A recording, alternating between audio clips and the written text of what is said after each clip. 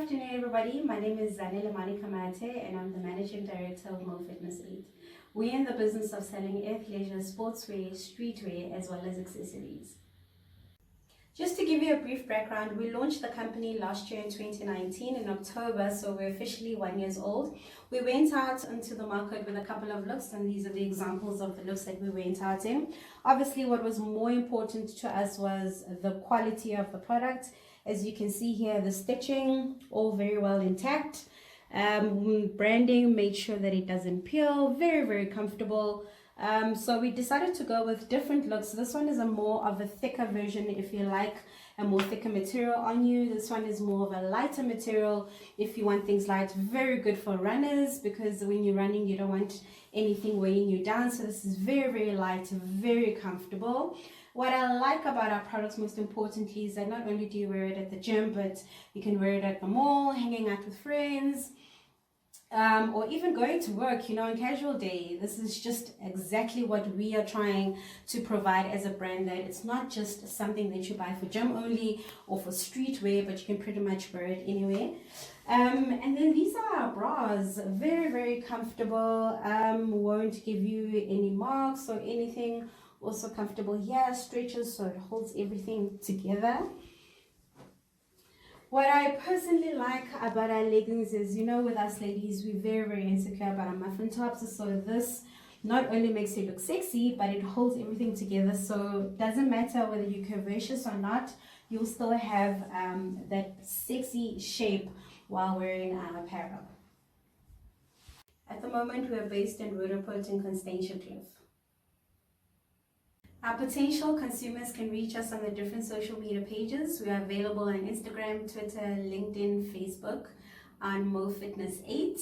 Otherwise, you can give us a call on 072-936-7104 or email us at mofitness8@gmail.com. Wow, where do I see Mo Fitness 8 in the future? I have so many plans for my brand. Where I would like to cater not only to the females but the males of this world, including a plus size collection, a kids collection, sneakers, accessories. I basically want this brand to be a one-stop shop for streetwear as well as sportswear. The only thing I guess that's holding me back right now from stepping forward is being affected by COVID, and just hoping that this competition will assist me in getting some funding to move just one step forward into realizing my dream. Good morning, my name is Oscar Ngovieni, the founder and director of Shisadani Steelworks and Project. We are a construction company and a steel fabrication company. Our aim and mission is to eradicate the high level of break-ins in the household and the businesses in the townships. By providing the household and the businesses in the township with the high quality security products such as burglar proofing, fencing, barrier walls and electric fencing. So our product differs from one customer to another, so we cannot say what can you buy from us, since we build different product for the different customers. We can be reached on our email address, that which is sedani@gmail.com, or you can reach us at WhatsApp. Our phone number is 082 0411 415. And my plan in the future for this company is for it to be a household name in the security maintenance, installation, or the construction of the security services or barriers that might be needed in and around the townships. And our aim is to grow all over the country, to be one of the best companies in security, in being a security provider in and around the country. Thank you very much.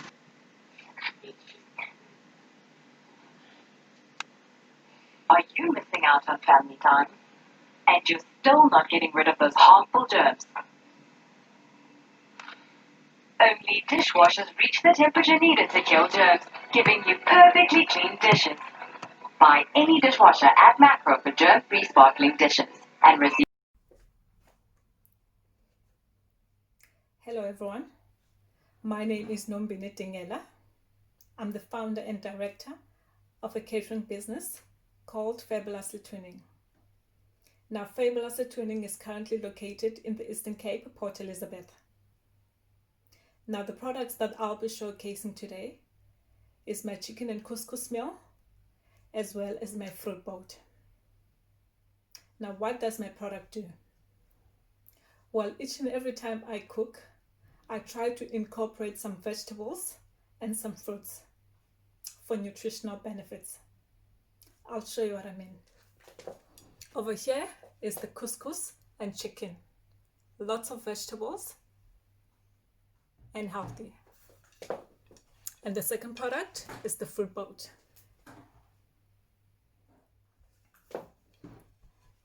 Now you can get in touch with us to purchase our products through our social media platforms, Instagram and Facebook, under at Cooking with Nombine. Our contact details are included there. Or you can send us an email, nombinedingela@gmail.com. Now, where would I like to see the brand in the future?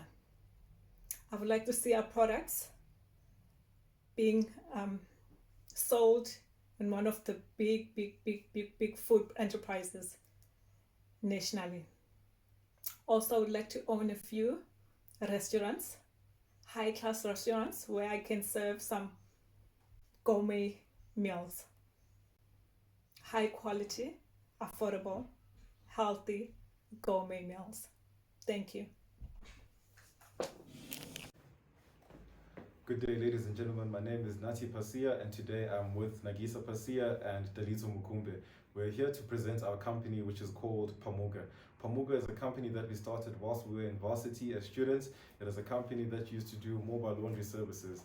At a later stage, we decided that we wanted to reinvent our company to add more services and products. Pamuga now is looking at a hygiene services sector, chemical productions, and industrial cleaning. Pamuga used to generate a revenue of about 24,000 Rand per annum whilst we were still in varsity, and now we're looking at a revenue of over 2.4 million per annum. I'll now hand over to my partner Delito, who will tell you more about our products and our services. Pamuga consists of two facets: service offering, which is industrial cleaning, and the production of chemicals. Both these two levels are interlinked with one another. Our company aims at offering our clients bespoke, tailored products and services specifically aimed at addressing our clients' challenges which they may face. There are three levels Pamuga focuses on. The first level is consumer care, where we have a wide range of different products, such as your bleach, your germatol, and this helps in creating environmentally clean and safe working environments for all different employees. Then we go to industrial chemicals. We produce chemicals such as your dust suppressant. This helps meet compliance, environmental, and health standards. Then our third level is water treatment. With the water treatment, we provide chemicals such as your caustic soda, and this helps create safe, drinkable water and also helps with water shortage. Our clients can buy our products online, but from January 2021, our clients will be able to purchase our products and services through our warehouses both in the Eastern Cape and Johannesburg.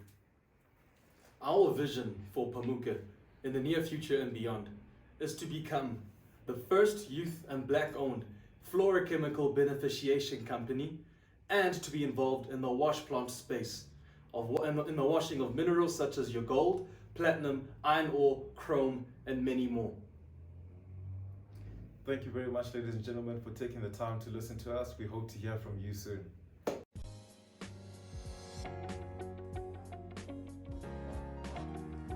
Good day. We are Izina Creators. Izina Creators is a 360 marketing agency. We are based on the leafy suburbs in Hillcrest. However, we service the rest of the country. Our vision is to be Africa's leading agency in brand storytelling. We are passionate about Africa and telling stories from an African perspective. We understand your audience because we are your audience. Our team specializes in multimedia design, that is graphic design, web design, app development, and UX design. We take your brand from inception to implementation. We, through harvesting and nurturing, provide quality approved ideas for solution-hungry brands, leaving us a cut above the rest. Our philosophy is to help our customers develop world-class business values that will ensure growth and longevity in the marketing industry. We aim to help businesses generate a profit, not at the expense of low-income consumers. Our products are design, web design, marketing and marketing strategies. We also do content creation, videos, and photography. Through our content, we produce story experiences. We engage with the consumer in an authentic way and create an intimate relationship between the brand and the client.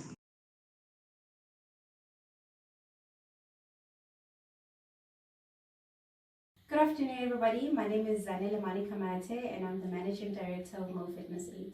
We're in the business of selling athleisure, sportswear, streetwear, as well as accessories. Just to give you a brief background, we launched the company last year in 2019 in October, so we're officially 1 year old.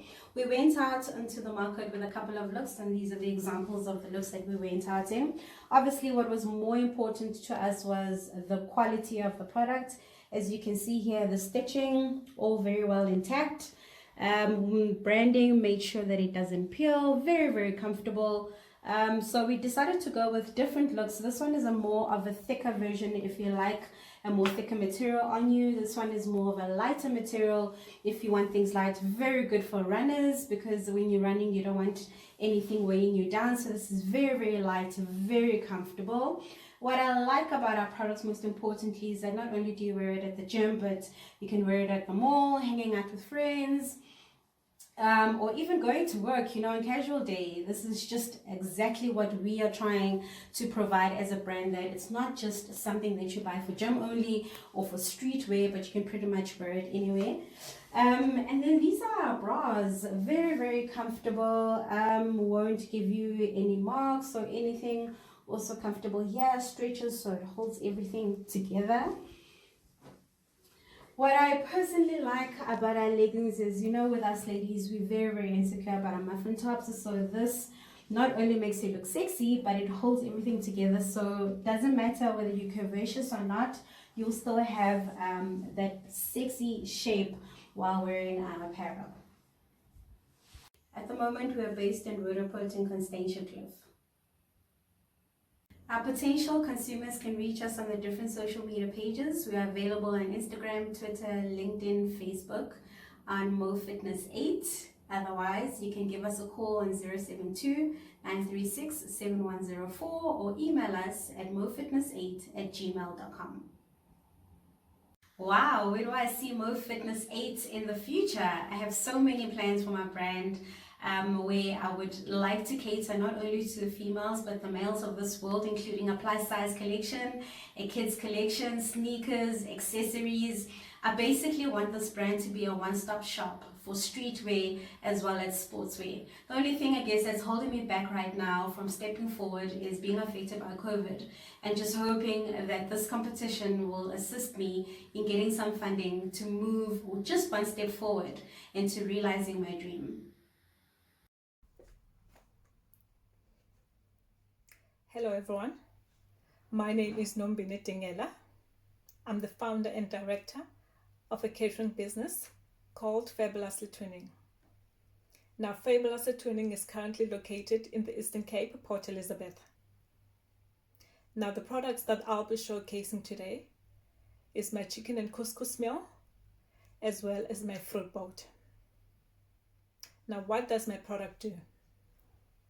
Well, each and every time I cook, I try to incorporate some vegetables and some fruits for nutritional benefits. I'll show you what I mean. Over here is the couscous and chicken. Lots of vegetables and healthy. And the second product is the fruit boat.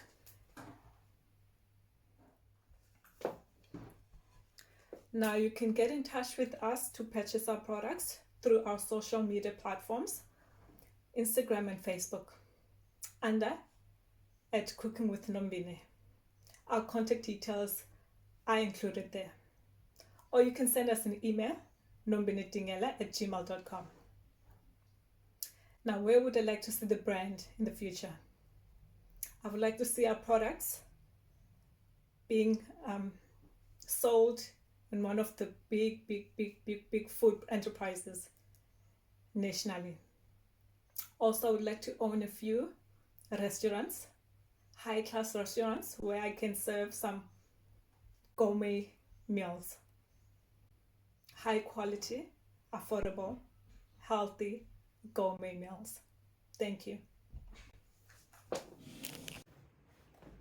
Good day, ladies and gentlemen. My name is Nati Pasia, and today I'm with Nagisa Pasia and Dalizo Mukumbe. We're here to present our company, which is called Pamuga. Pamuga is a company that we started whilst we were in varsity as students. It is a company that used to do mobile laundry services. At a later stage, we decided that we wanted to reinvent our company to add more services and products.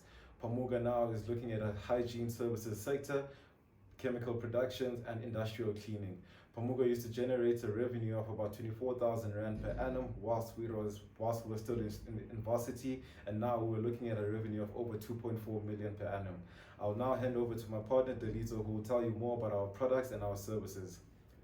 Pamuga consists of two facets: service offering, which is industrial cleaning, and the production of chemicals. Both these two levels are interlinked with one another.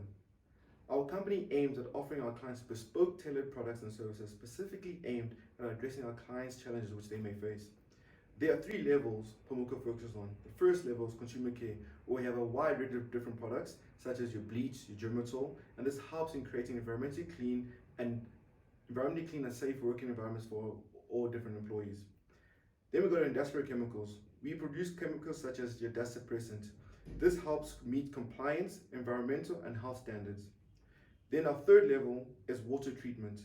With the water treatment, we provide chemicals such as your caustic soda, and this helps create safe, drinkable water and also helps with water shortage. Our clients can buy our products online, but from January 2021, our clients will be able to purchase our products and services through our warehouses both in the Eastern Cape and Johannesburg. Our vision for Pamuga in the near future and beyond is to become the first youth and black-owned fluorochemical beneficiation company, and to be involved in the wash plant space, in the washing of minerals such as your gold, platinum, iron ore, chrome, and many more. Thank you very much, ladies and gentlemen, for taking the time to listen to us. We hope to hear from you soon.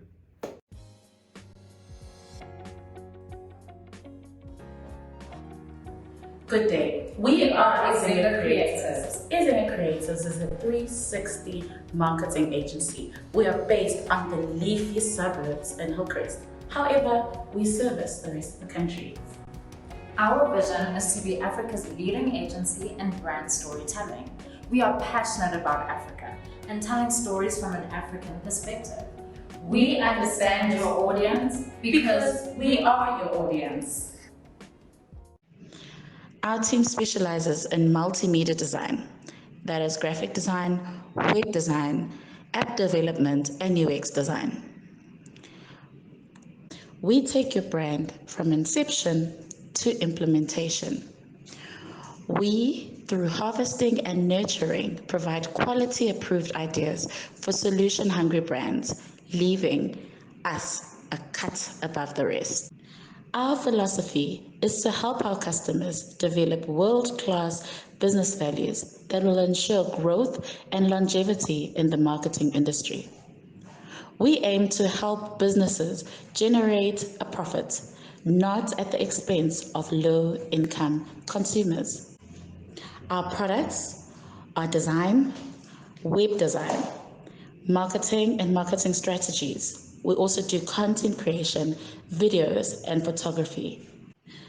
Through our content, we produce story experiences. We engage with the consumer in an authentic way and create an intimate relationship between the brand and the client.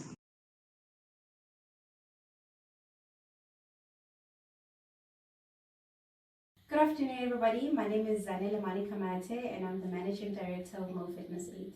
We're in the business of selling athleisure, sportswear, streetwear, as well as accessories.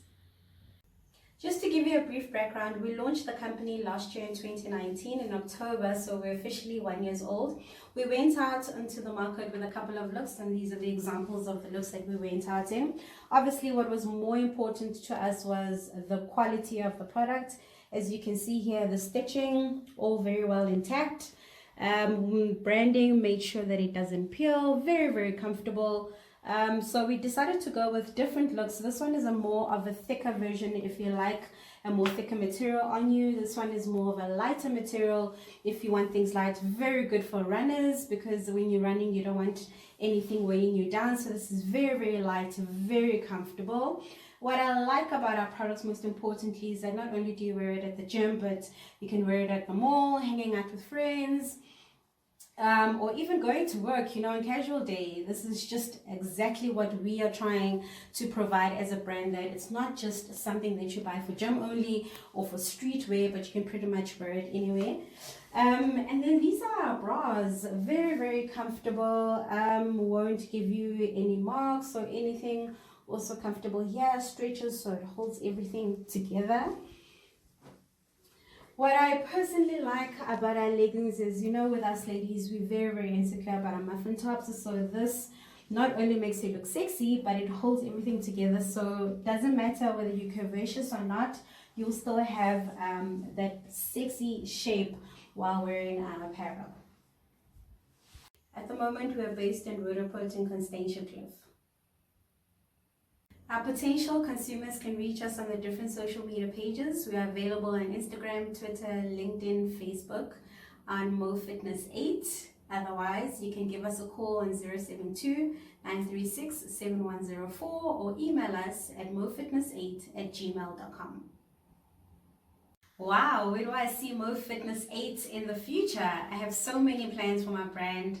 Where I would like to cater not only to the females but the males of this world, including a plus size collection, a kids collection, sneakers, accessories. I basically want this brand to be a one-stop shop for streetwear as well as sportswear. The only thing I guess that's holding me back right now from stepping forward is being affected by COVID, and just hoping that this competition will assist me in getting some funding to move just one step forward into realizing my dream.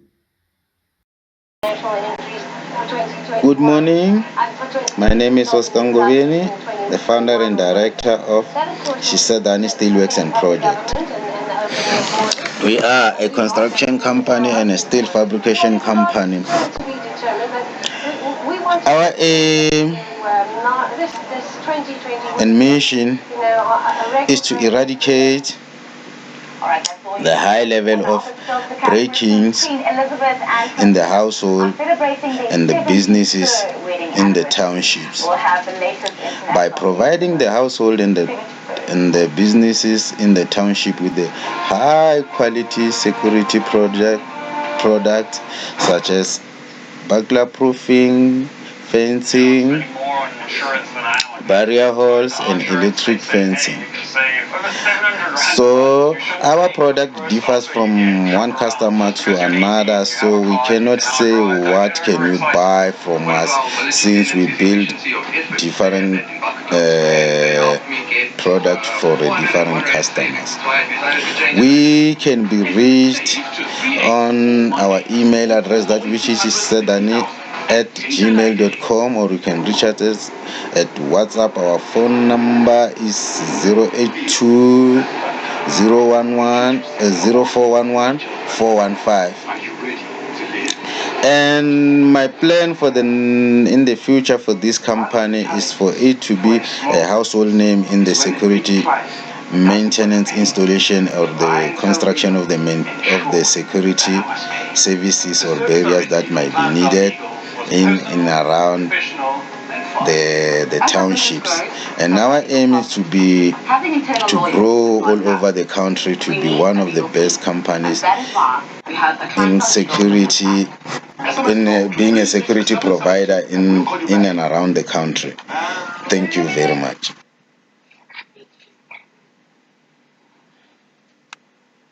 Are you missing out on family time? And you're still not getting rid of those harmful germs? Only dishwashers reach the temperature needed to kill germs, giving you perfectly clean dishes. Buy any dishwasher at Macro for germ-free sparkling dishes and receive. Hello everyone, my name is Untitled. I'm the founder and director of a catering business called Fabulously Twinning. Now, Fabulously Twinning is currently located in the Eastern Cape, Port Elizabeth. Now, the products that I'll be showcasing today is my chicken and couscous meal, as well as my fruit boat. Now, what does my product do?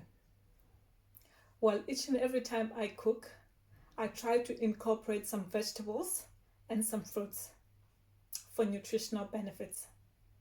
I'll show you what I mean. Over here is the couscous and chicken. Lots of vegetables and healthy. And the second product is the fruit boat.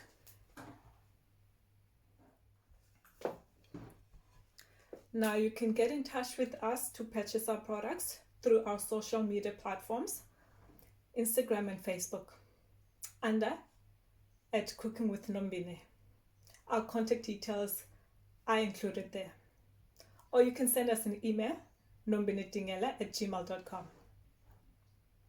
Now, where would I like to see the brand in the future? I would like to see our products being sold in one of the big food enterprises nationally. Also, I would like to own a few restaurants, high-class restaurants, where I can serve some gourmet meals. High quality, affordable, healthy, gourmet meals. Thank you. Good day, ladies and gentlemen. My name is Nati Pasia, and today I'm with Nagisa Pasia and Dalizo Mukumbe. We're here to present our company, which is called Pamuga. Pamuga is a company that we started whilst we were in varsity as students. It is a company that used to do mobile laundry services. At a later stage, we decided that we wanted to reinvent our company to add more services and products. Pamuga now is looking at a hygiene services sector, chemical productions, and industrial cleaning. Pamuga used to generate a revenue of about 24,000 Rand per annum whilst we were still in varsity, and now we're looking at a revenue of over 2.4 million per annum. I'll now hand over to my partner Dalizo, who will tell you more about our products and our services. Pamuga consists of two facets: service offering, which is industrial cleaning, and the production of chemicals. Both these two levels are interlinked with one another. Our company aims at offering our clients bespoke, tailored products and services specifically aimed at addressing our clients' challenges which they may face. There are three levels Pamuga focuses on. The first level is consumer care, where we have a wide range of different products, such as your bleach, your germatol, and this helps in creating environmentally clean and safe working environments for all different employees. Then we go to industrial chemicals. We produce chemicals such as your dust suppressant. This helps meet compliance, environmental, and health standards. Then our third level is water treatment. With the water treatment, we provide chemicals such as your caustic soda, and this helps create safe, drinkable water and also helps with water shortage. Our clients can buy our products online, but from January 2021, our clients will be able to purchase our products and services through our warehouses both in the Eastern Cape and Johannesburg.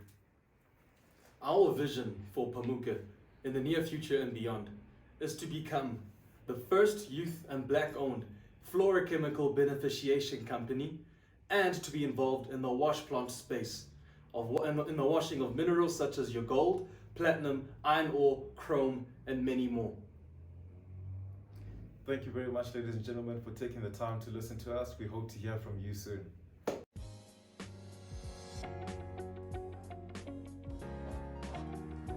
Good day. We are Executive Creators. Executive Creators is a 360 marketing agency. We are based on the leafy suburbs in Hillcrest. However, we service the rest of the country. Our vision is to be Africa's leading agency in brand storytelling. We are passionate about Africa and telling stories from an African perspective. We understand your audience because we are your audience. Our team specializes in multimedia design, that is graphic design, web design, app development, and UX design. We take your brand from inception to implementation. We, through harvesting and nurturing, provide quality approved ideas for solution-hungry brands, leaving us a cut above the rest. Our philosophy is to help our customers develop world-class business values that will ensure growth and longevity in the marketing industry. We aim to help businesses generate a profit, not at the expense of low-income consumers. Our products are design, web design, marketing and marketing strategies. We also do content creation, videos, and photography. Through our content, we produce story experiences. We engage with the consumer in an authentic way and create an intimate relationship between the brand and the client.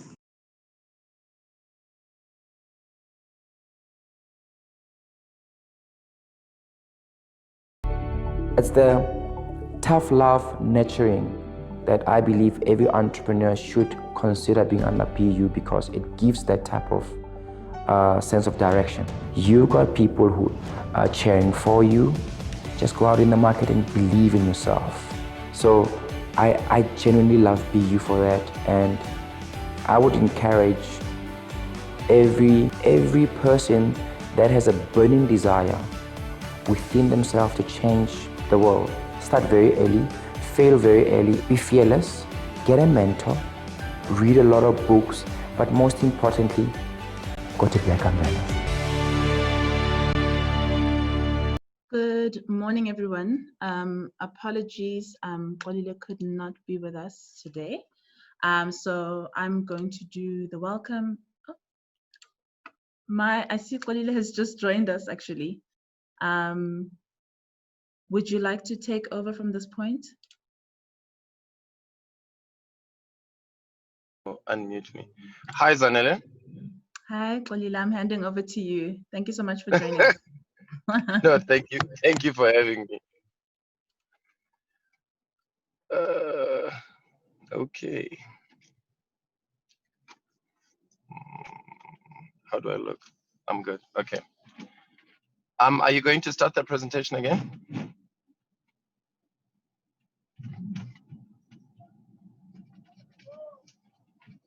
Thanks, Lebu.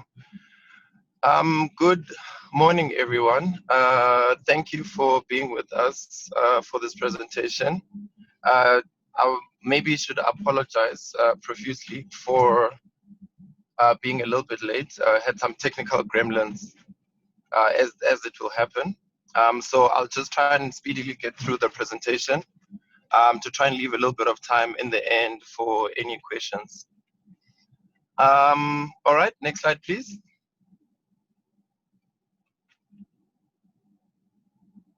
Lebo. Okay, I'll start talking. So yeah, who we are. So Black Umbrellas, we are an enterprise and supply development incubation organization, which is part of the Cyril Ramaphosa Foundation group of entities that do mostly development work in the social, education, and business space. So as Black Umbrellas, our mandate is to carry out the support for small businesses part of the Cyril Ramaphosa Foundation objectives. So our model is aimed at supporting emerging and existing businesses through a holistic incubation program.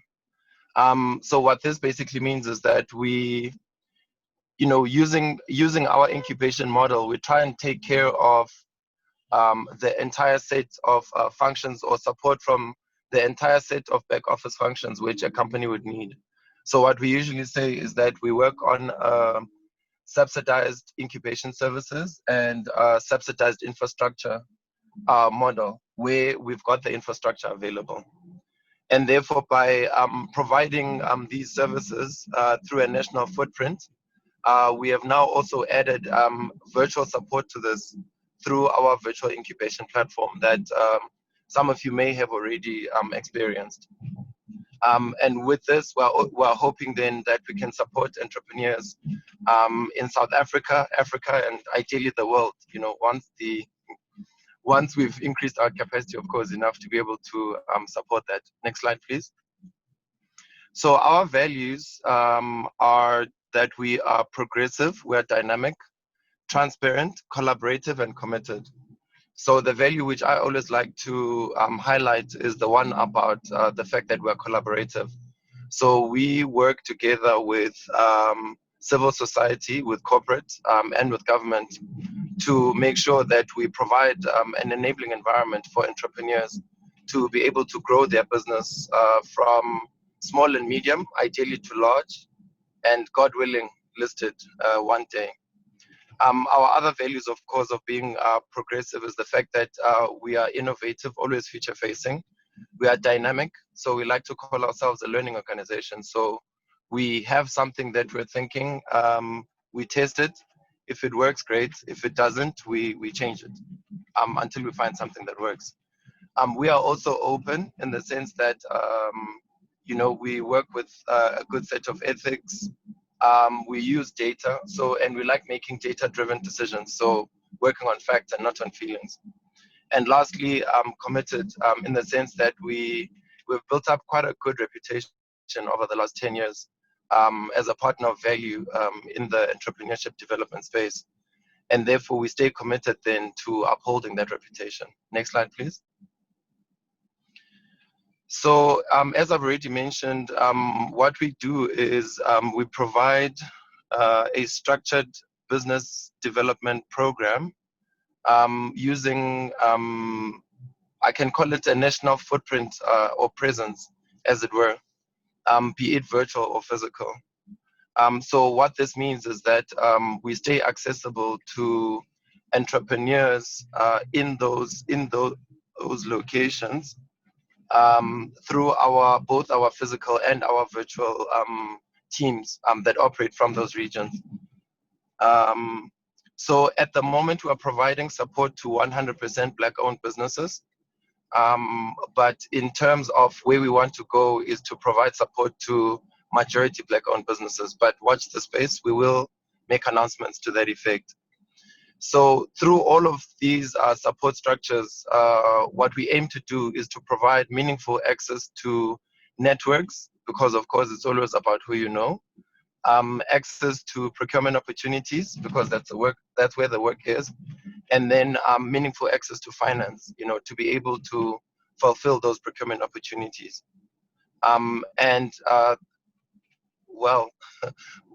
Initially, you find yourself in the business foundation phase, where we are laying the foundation for the business, you know, the strategy of how you're going to enter the market, how to grow your sales, etc., which culminates in a business plan, which you then present to a panel. And then from that point, then we then graduate you to a business readiness program, which is then more about then solidifying those networks, procurement opportunities, and funding opportunities. Next slide, please. So our footprint, as already mentioned, in the physical sense, we have presence, both virtual and actual, in the Eastern Cape, in Gauteng. We've got 3 sites in Gauteng, Soweto, Johannesburg, and Pretoria, or Tshwane, KZN, Limpopo, Northwest, and the Western Cape. So all of these details, of course, are on our website, our newly refreshed website, by the way, which looks really nice. I do recommend you go and see it. And then also, as mentioned, about 2 weeks ago now, we launched our virtual incubation platform, which essentially means that we're accessible as an organization to entrepreneurs from wherever they find internet and battery life. And they can also then access that platform 24 hours a day to be able to participate in the self-paced learning, and then of course, ideally during business hours, then meet with their coach and their mentor. But I think that's coming up. Next slide, please. So our recruitment process is a fairly simple one. You go onto the website, click on apply now, fill in your details. Next slide, please, to go through the process of applying. So as you can see there on this flow chart, there's a sign up that you need to do. Same as signing up, of course, to any e-learning platform. Logging into the portal, completing your prospect screener, which is just a tool that we use to kind of assess where you are as an entrepreneur and how to best support you. That takes about 45 minutes. And then you attend an interview with your coach. You receive an accept or reject communication. And then for those who need it, you go through a bursary application. And then you then sign your contract, of course, once you have accepted. Once you've accepted, then you sign your contract, and boom, your journey has begun. Next slide, please. So the program itself, as I've mentioned, we have a digital virtual incubation platform that we have just launched, through which then you would do the 3 months of the foundation program. And also once you are done with the 3 months of the foundation program, you are then graduated onto the readiness program, on which you can take a maximum of 9 months, but a minimum of 3 months. So I think, as I'd already mentioned, it is a self-paced learning program. You decide how long or how short, to within 3 months, of course, how long or how short you would do the program. Next slide, please. So the Business Foundation program, if I may give an overview, is a 3-month course. In its nature, it covers things like your business model toolkit. It covers issues of where you are standing with regards to your compliance, your Companies Act compliance issues, your business finance, BEE, Consumer Protection Act, then your business pitch, which is important to help you for the panel, where you would be pitching your business to the panel so that you can get accepted onto the business readiness program. And then lastly, resilience, which is a brilliant new module that we've come up with to help the entrepreneur in their personal sense. Because the problem that we have as entrepreneurs is that it's a very lonely journey, and most often we don't have the tools, I guess, to navigate the stress that one feels, through this journey. It's not an easy journey, I think, but of course I'm preaching to the choir. So that resilience module, its main function then is to give us the tips, tools, and tricks that will allow us to be able. My apologies, everyone. I said earlier that every day we'll have to cross over to the Google platform. I said 11 o'clock, in fact, it's 10 o'clock. Could you kindly look in the chat box and click on the link so that we can move over to the Google Masterclass? Thank you very much. And if you have any problems doing so, please let us know. My apologies, Polile. Unfortunately, we can't go over the Google Masterclass time because they've already started. Thank you so much. That's fine. Thanks, Lebu. We'll talk more. Thank you. Thank you.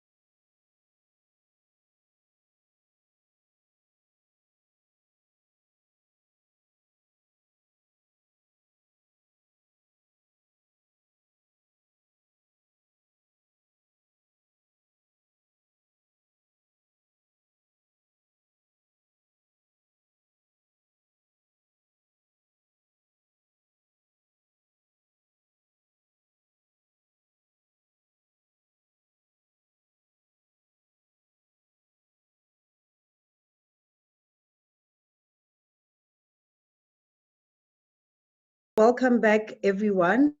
I profusely apologize for the teething problems. This is our day one, but I'm sure that we'll get it better tomorrow. We had hoped that the session was going to be longer, and I think even tomorrow going forward, we will prepare ourselves for 15 to 20-minute sessions. My apologies once again. We will now do a poll, just a fun poll, just to get you back and warmed up to the program. And please submit your answer, and then we'll just check we'll see the results instantly. After the poll, I will call upon my colleague, Ms. Tebogo Matolo, to give us the top 10 entrepreneurs that made it to the final pitching phase, or the top 10 pitching phase. And she will be followed by my colleague, Mr. Jerome Eccles, who will be facilitating our panel today. And that's where we will end our day one with the panel discussion on SME sustainability.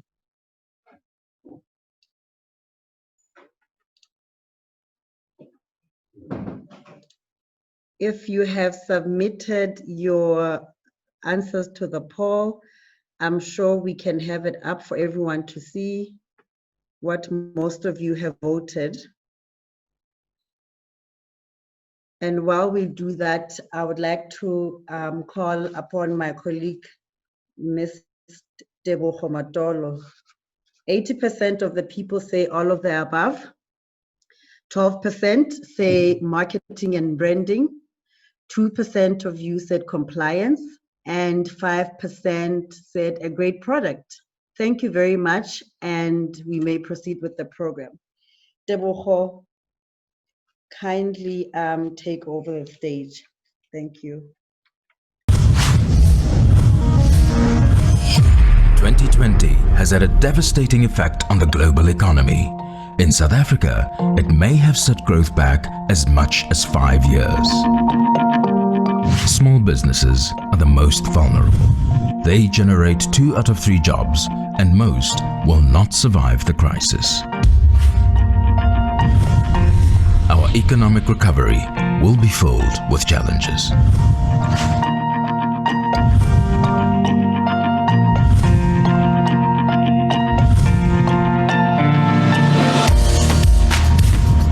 For more than 10 years, Black Umbrellas has nurtured SMEs, and we invite you to get on board.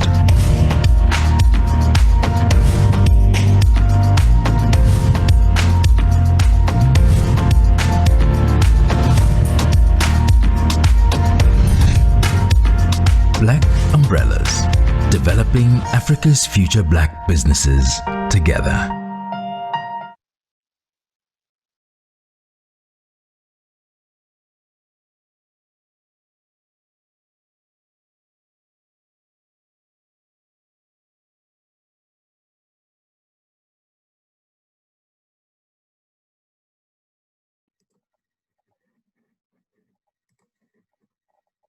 Hello, everyone.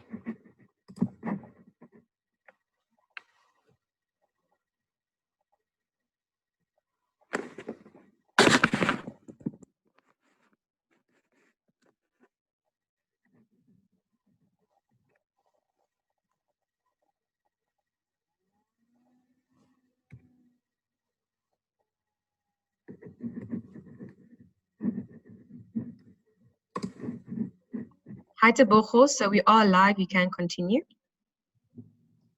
Oh, excellent. I thought we were restarting at 11. So good morning, everyone. It is my job and my role today to announce the top 10 that will be progressing to the pitching competition later this afternoon. Before I announce them, I'd like to thank everyone who applied, everyone who submitted their submissions. We saw them. It was a tough competition, but we had to narrow it down. And what we were looking for, you would have seen in the advert, there were 4 questions to be answered. One is your innovation had to come through. understanding your market, understanding your competitors, and what sets you apart from those competitors, and also your route to market. How do you intend on getting your product or your service out there to the segment, to the sector? So drum roll, here we go, the top 10 in no particular order, and congratulations to all of you. At number 10, we have Shezo Kuzo Investments. They run a lodge in Dhaka, in KZN. The owner has put a lot of his capital into the project. And what we loved about their submission is their plans to make the business self-sufficient by doing vegetable farming and poultry farming by the community that the lodge can purchase from there. So we believe that is a very good submissions, and congratulations to you.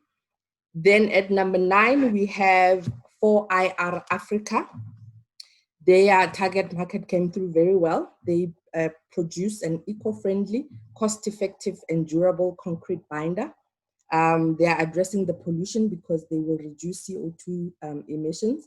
And also they are using a byproduct of fly ash, which also reduces pollution. So congratulations to you as well.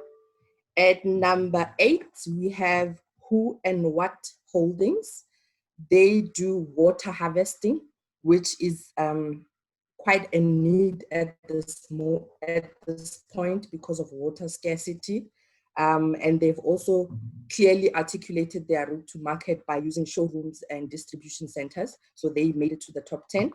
And number 7, we actually saw this one and the exhibition videos at the beginning. This is Mo Fitness 8. We love the fact that they are proudly South African, the quality and the versatility of the product. It is designed to make people feel good about themselves and their bodies. So congratulations to you as well. Then at number, I forgot what number we're at, but the next top 10 is Vutomi General Supply.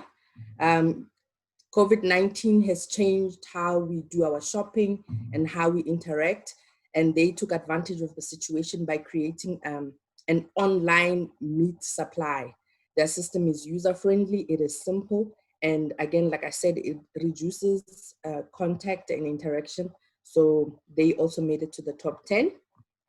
We also have Benchmark Forensic Services. We loved their proactive forensic approach because they use data analysis. And this will help clients not only to prevent fraud, but to detect it before it even happens. And we also appreciate the fact that they provided an example of the kind of services that they would provide. They mentioned using drones for municipalities to manage land invasions. So we thought that was very creative and very innovative, and hence they made it to the top 10. Congratulations to you. Coming in as well, we have a company called Fabulously Twinning. They offer healthy products that are convenient and offer nutritional value. I think COVID-19 has caught some of us off guard where we lost ourselves and are not eating well. So we need companies like this that will help people back to the journey of healthy lifestyle. They also mention in customizing meals. So we congratulate them for their business in making it to the top 10. Coming in as well, we've got RS Accounting Solutions. Because they are experienced, they have been in the field, they identified a gap and they took advantage of it. And what they have created is a software that will actually disrupt the sector because they will be competing with some big giants. However, their software is specifically targeted at SMMEs. It is designed to help SMMEs with compliance. Their system is user-friendly, and it will not only educate, but it will help SMMEs to be compliant as well. That is why we chose them, because they are a need for SMMEs. Coming in at number 9, we have a place called BTC Campus, which is in Urundi in KZN. They are an accredited IT institution.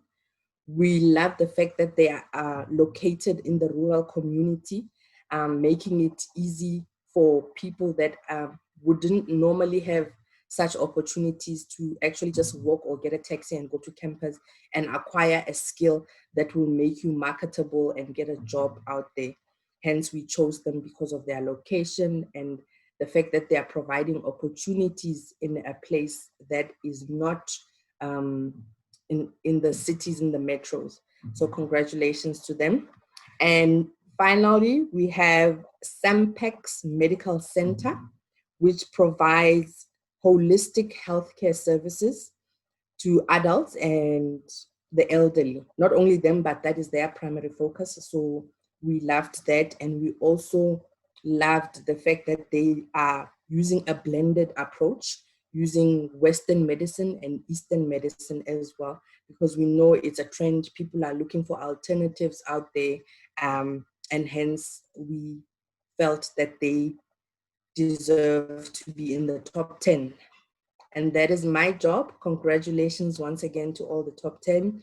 We will see you later when you do your pitches, and we wish you all the best for that. And again, to the ones that didn't make it, we see your business. Please continue, and thank you for applying. Thank you very much.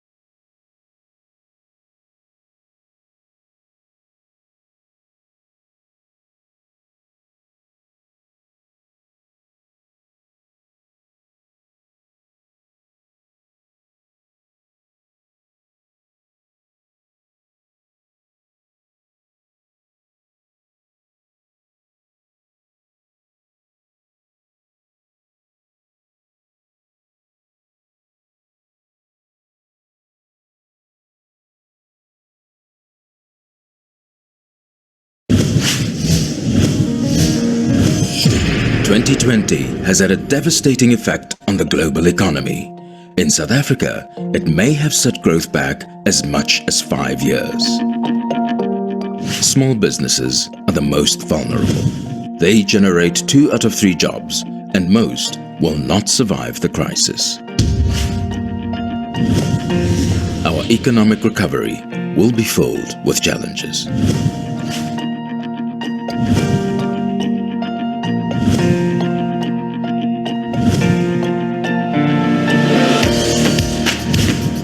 For more than 10 years, Black Umbrellas has nurtured SMEs, and we invite you to get on board.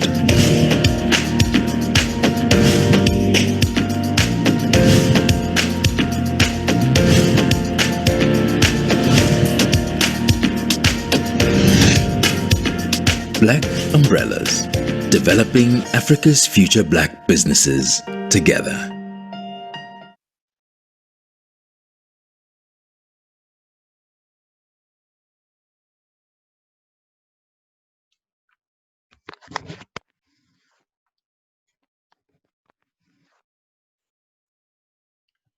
Thank you very much, ladies and gentlemen. As mentioned, I would like to call upon my colleague, Mr. Jerome Eccles, who will be our facilitator for the SME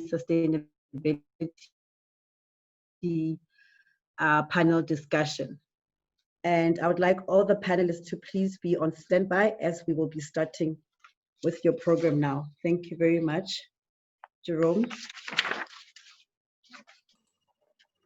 Thank you, Lebo. Morning, everybody. So as Lebo said, my name is Jerome Eccles, and I work in entrepreneurial development at Black Umbrellas. So today we're actually having a very good panel discussion. It's scheduled to be about an hour, but since we are running ahead, if it's a really exciting and fruitful conversation from your side, you may be able to take more questions than we initially anticipated. So we've got 3 panelists joining us today. Puti Makama, who is the program manager at Ikasi Lab Harankua.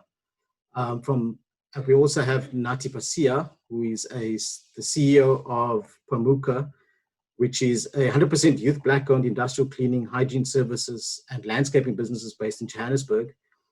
And Timothy Page, who's actually one of the coaches at Black Umbrellas. And the topic for this morning is around the future of supply chains for SMEs. So good morning, everybody. Morning, Bhuti, Nati, and Timothy. You're well this morning? Good morning, Jerome. Very well. Yourself? Great. Hope you're looking forward to a good discussion. So I suppose as a background to our panel discussion, we are talking about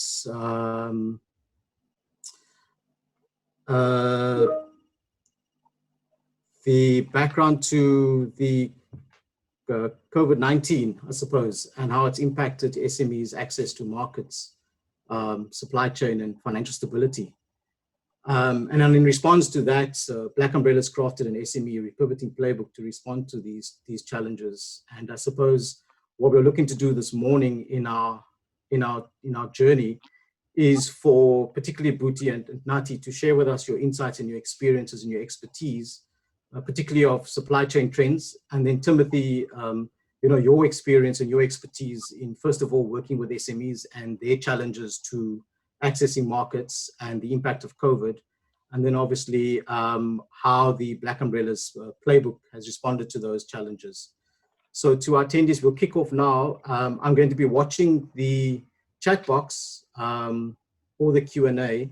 I think preferably the chat box. If you have any questions, you can type them in there to the panelists, but I will also be monitoring that. So let's get going. I suppose, Nati, if I could start with you. In your SME, from your experience, why do you think sustainability is such an essential component in supply chain planning?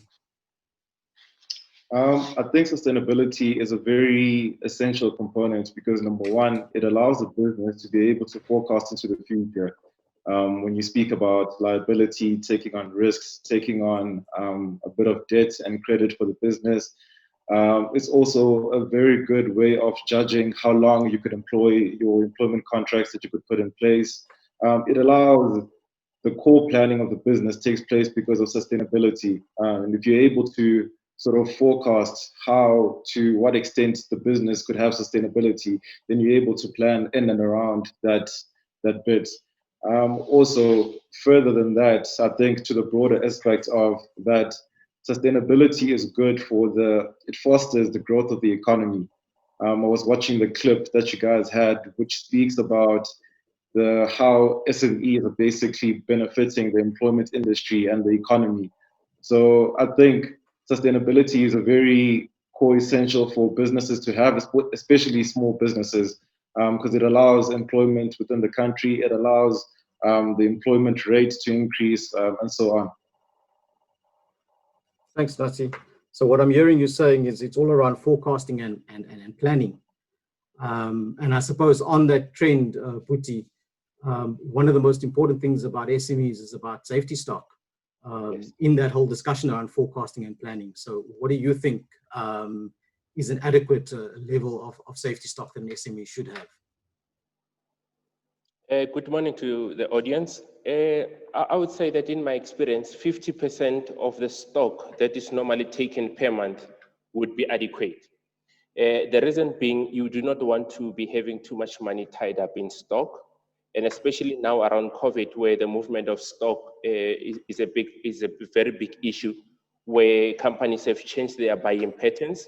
They're not necessarily buying as much as they were buying before, and they're not taking delivery as often as they were. It makes sense that on the floor, at least you have 50% of the normal stock as safety for the month that you have. So for instance, if you're moving 100,000 units, it makes sense to have only 50,000. But there's another consideration for this, and it's not only the fact that you do not want to tie up money. Remember, any stock that you have on the floor actually takes up rental space, and therefore the amount of stock that is turned around per month is very crucial. So when you actually get into the finance calculations, it means you are losing money because you have all of the stock taking up rent when it could actually be rotated. So I would stick to 50%, but that said, it would also depend on the sort of contracts you have with your suppliers. If you know that a stock has already been paid for or is committed to a client, you could then perhaps have a different kind of level of stock in your warehouse or on the shop floor, however you choose to be operating. And lastly, one of the other crucial issues that you should take into account is the fact that we have very unreliable power supply currently in the country, wherein if your stock is very perishable, you would need to also take this into consideration and make sure that you do not lose enough stock. As a rule of thumb, I would say 50%. It changes again with the type of industry you are in and the sort of contracts you have with your clients. Lovely, thanks, Puti.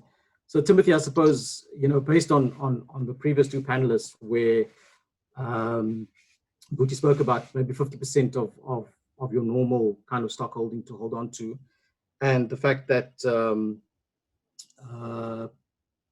Nati spoke about planning and forecasting. In your experience and chatting to SMEs since COVID broke, how has stock holding affected them? Were they able to move the stock holding that they had prior to COVID? Did they take a loss in moving that? Just trying to get some insights from what's been experienced by SMEs on the ground. Timothy, you're on mute.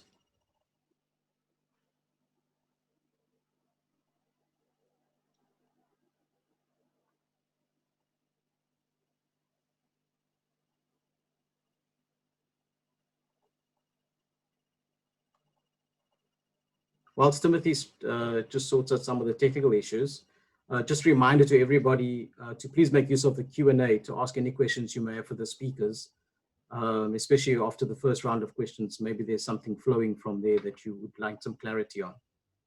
Timothy, are you back? I still can't hear you. I'm not sure about anybody else. Nati, Puti, are you able to hear Timothy? No, not at all. No. So something is on your side, Timothy. Something has gone wrong. If I can maybe carry on, Timothy, while you sort that out. Coming back to you, Puti. There we go. Okay, cool. So can you guys hear me? Yeah, we can hear you now. Thanks. Yeah. All right. So I think around the issue of stock management during the or rather I'll talk about the earlier part of the lockdown. I think there was an unintended positive consequence for those guys that had excessive stock, especially the guys that were in the business of essential service products, were able to then obviously with the volatility in price of product as a result of disruptions to the supply chain, were able to kind of have some kind of price stability and maintain margins as planned. But then obviously, I think also with those guys that weren't able to sell off their stock during the lockdown or weren't necessarily in essential service industries, I think the management, those that had the recommended, like I think Nati or Puti mentioned that it's recommended to keep 50% stock on hand. And I think the guys that had more efficient stock management were the ones that were the ones that benefited or were able to at least not tie up too much of their cash in stock that they couldn't sell off.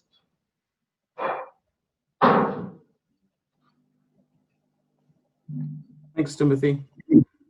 Timothy raised an interesting question or an interesting point. He speaks about efficient stock management. Yes. And from your experience at Ikasi Lab, how many SMEs or businesses still rely on very old legacy supply chain software? And where do you think the future of that lies? Is it in the cloud, as everybody is talking? Or do you think that that maybe the supply chain software or stock management is still can be done in Excel spreadsheets? Okay, many of the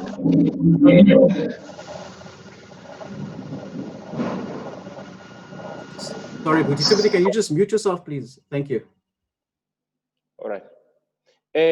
Many of the companies that we actually have rely on manual checking of stock actually. So they would do the recording because of their size, and therefore they do not find it cumbersome to actually be taking stock of what is actually on the shop floor. And secondly, many companies actually found that software that is reliable has been very expensive for them, either even on lease when they have to pay month to month, because it's normally the multinationals that are actually doing that. So not too many companies have actually taken on the software that is available, even if it's free software, open source perhaps, to actually be able to use that for stock management. But for the future, it actually lies in cloud. It makes a lot of sense for companies to actually be able to keep tabs on the stock that is available, and for clients as well to know how much stock is available from their suppliers. For instance, especially for the much smaller companies, sometimes they are set up for failure when they are unable to deliver. But when we have all of these wonderful programs within large companies, enterprise development programs, that could actually provide such cloud services for these companies to ensure that whenever they send out orders, then they are able to assist the smaller companies to plan ahead, knowing what the fluctuations are in stock demand. For instance, now around the festive season, there'll be demands, for instance, for beverages and so forth. So those companies would need to know how they plan their production, how much stock they keep. And remember, this has added on effects with, for instance, things such as delivery. Not all multinationals will actually come and collect from the small company. So they would need to plan how much money they budget for deliveries. There'll be unplanned deliveries when, for instance, some people, for instance, stockpile groups buy in bulk now at large wholesalers such as Pick and Pay and Micro as well. So when they come in and they decide to take too much of the stock that had been on the floor at these shops, you'll find that you find yourself in a very tight spot when you failed to actually deliver. So when we use the data that is available to see what fluctuates on which days and so forth, this would really help. So it's very imperative for companies to actually use cloud-based software, especially one that can be interlinked to their customers, especially the larger companies whose business they rely on. But at the same time, it's also important for the much larger companies to be able to make all of this software available. But unfortunately, the reality on the ground is that what is used is actually manual stock taking that is done within the companies. Great, thanks, Buti. Nati, maybe from your experience, the whole stock discussion must be quite interesting from your side, because you run probably three very distinctly and separate businesses. The hygiene services maybe doesn't actually require a stock holding, and maybe the landscaping business, you would go and purchase trees, etc., as per particular contracts. But on the industrial cleaning side, how do you manage or control the materials and the inventory that's used in the industrial cleaning business? Or how have you basically gone around the whole discussion around stock holding? Maybe you can share some insights there. So on our side, we were fortunate enough that the kind of stock that we keep, not so much on the industrial, as Buti mentioned, that it's advisable to keep about 50% of the stock on hold that you're able to sell. So when it comes to the landscaping side of the business, that's what we do. But when it comes to the hygiene side, where we focus more on the chemicals, we actually have quite a lot of stock, more than the 50% that he spoke about. But as I said, fortunately for us, when the pandemic hit, it was stock that was demanded for us to be able to sell within the market. Some of the systems that we use and control, we use such as your GOB or your IPS systems, which are your stock taking systems that you use as a retailer. They still do require a bit of manual labor that goes in. I wouldn't say one could fully 100% rely on them. You sort of have to monitor the input and the output to be accurate for you to be able to control the results that are needed. So the safest way I would rather recommend is that's the manual way, so that you're able to monitor your stock. I do understand that there is technology that allows, but at times, technology can disappoint you here and there. So it's always advisable to have a backup plan that is a manual way of following up with your stock. And perhaps also being able to look back in the past so that you're able to project in the future. That should be a good indicator as to how much stock one person should be able to have in their retail or shop. Thanks, Nati. To Rosharon, I think you asked the question, what free or open stock management software is available? And Nati mentioned GOP and LTS. So I suppose look at those two as a start.